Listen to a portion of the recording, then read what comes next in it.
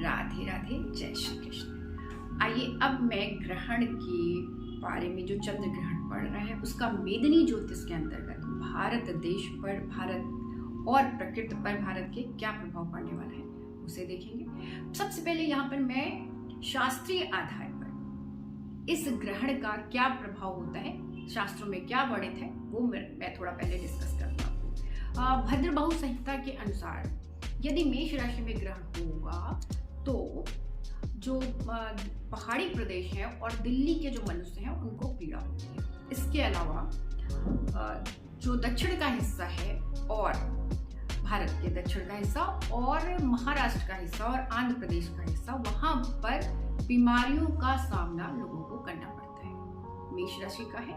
और फिर अश्विनी मास में जो ग्रहण हो रहा है उसका प्रभाव ये होता है कि चीन और ईरान जैसे देशों को पीड़ा होती है।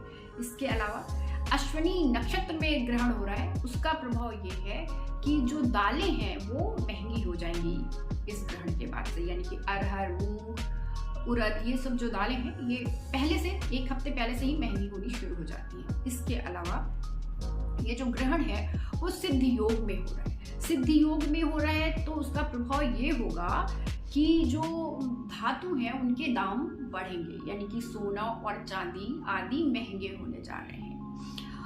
इसका एक प्रभाव ये भी पड़ेगा कि शनिवार को चूंकि ये ग्रहण हो रहा है तो चोरों के जो उपद्रव हैं वो बढ़ जाएंगे।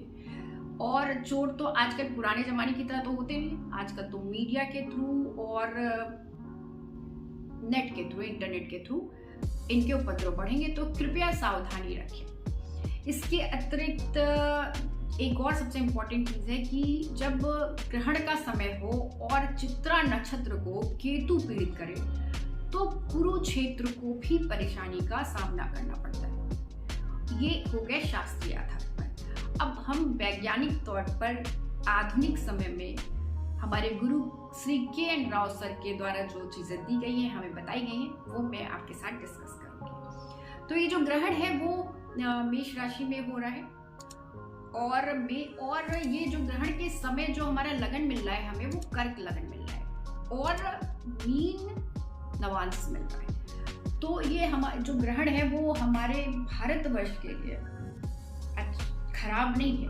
अगर पूरा ओवरऑल ग्रहण का मैं अगर चर्चा करूं यहाँ पर, तो ये 3rd हाउस का लगन उदय हो रहा है, तो सीधी तौर पर हमारे पड़ोसियों को हमसे सावधान रहना चाहिए।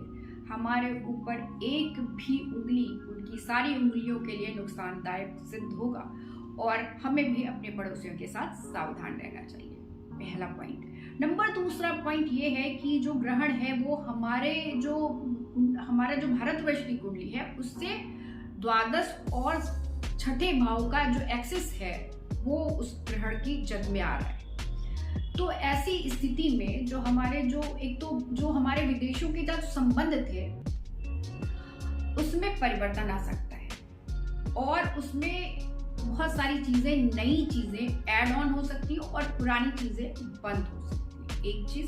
दूसरी चीज, छोटी मोटी जो लड़ाइयां हैं, फाइट्स हैं जो बॉर्डर लाइन पर, वो होने की संभावना दिखती है। एक चीज। दूसरी चीज, चूंकि यहाँ पे ग्रहण हमारे कर्क लगन उदय हो रहा है तो 4th हाउस और 10th हाउस एक्टिवेट हो रहा है। तो यहाँ पर जो ग्रहण है उसका जो कॉम्बिनेशन है वो कहीं ना कहीं ये इंडिकेट करता है कि कम्युनल टेंशन बढ़ सकता है, यानी कि समाज में एक जो टेंशन होती है, एक इसको जो हिंदू मुस्लिम या फिर अफवाहों के आधार पर इस तरह की लड़ाई हो जाती है, जैसे अभी हमने नॉर्थ ईस्ट में देखा था, ईसाई और हिंदुओं के बीच में एक टेंशन बढ़ गई थी, तनाव आ गया था। तो सामाजिक सौहार्द में कमी आने की संभावना को ये चार्ट दिखाता है। तो कृपया आप सभी अफवाहों से सावधान रहें। इसके अतिरिक्त यहाँ पर देखें तो नॉर्थ ईस्ट का एरिया पीड़ा में दिखाई देता है, तो ये कंफर्म दिखाता है कि नॉर्थ ईस्ट में फिर से कोई बड़ा टेंशन या कोई बड़ा षड्यंत्र विदेशों के साथ मिलकर होने जा रहा है, तो उसके लिए भी सावधानी देश को बरतनी चाहिए। अब इसके अलावा सबसे जो अच्छी चीज यहाँ पर इस ग्रहण में जो मुझे दिखाई दी वो ये है कि ये जो ग्रहण है उसमें ये बहुत शक्तिशाली ग्रहण बना है। इसमें गज केसरी योग बन रहा है, इसमें चंद्र मंगल योग बन रहा है, इसमें गुरु मंगल योग बन रहा है, इसमें राज लक्षण योग बन रहा है, इसमें सूर्य और मंगल का योग प्रबल योग बन रहा है, इसमें कर्माधिपति धर्माधिपति योग बन रहा है, इसमें सूर्य और शुक्र का स्थान परिवर्तन योग बन रहा है। और ये 5 ग्रही योग है जो कि बड़ा अच्छा और शुभ माना जाएगा, बहुत अच्छा और पावरफुल बन रहा है, जो कि हमारे भारतवर्ष को विश्व स्तर पर इसे संप्रभुता और सशक्त बनाता हुआ दिखाई दे रहा है। इसके नेतृत्व की क्षमता विश्व स्तर पर स्वीकार की जा सकती है, ऐसी संभावना यह ग्रहण प्रकट कर रहा है बहुत स्पष्ट रूप से। तो ये एक बहुत पावरफुल राजयोग बना है और साथ ही साथ ये धन योग भी बहुत सारे बना रहा है। तो कहीं ना कहीं ये भी यह ग्रहण दिखा रहा है कि इस ग्रहण के साथ साथ हमारी जो डेवलपमेंट है, हमारा जो विकास है वो भी बढ़ेगा। साथ ही साथ रोजगार के नए अवसर की संभावना को भी यह ग्रहण दिखा रहा है, एक तो स्पेस के क्षेत्र में और साथ ही साथ भूगर्भीय जो धन संसाधन होते हैं पृथ्वी के से रिलेटेड संबंधित, वो भी बढ़ते हुए दिखाई दे रहे हैं या उससे संबंधित भी रोजगार के अवसर मिल रहे हैं, ऐसा चार्ट से क्लियरली दिखाई देता है। तो ये इससे डरने की जरूरत नहीं है, भय की जरूरत नहीं है, ये हमारे लिए शुभ को भी लेकर के आ रहा है।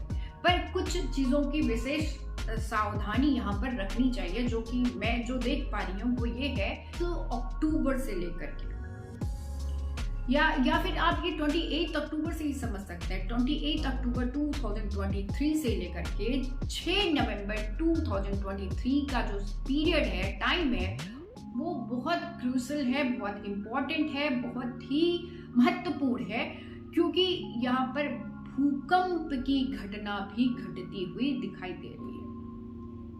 इसमें से विशेष जो तिथियां हैं वो 29 और 30 अक्टूबर, 29 अक्टूबर और 30 अक्टूबर, 31 अक्टूबर और 4 और 5 अक्टूबर की डेट है, जो कि बड़े भूकंप की संभावना को क्लियरली दिखा रहा है।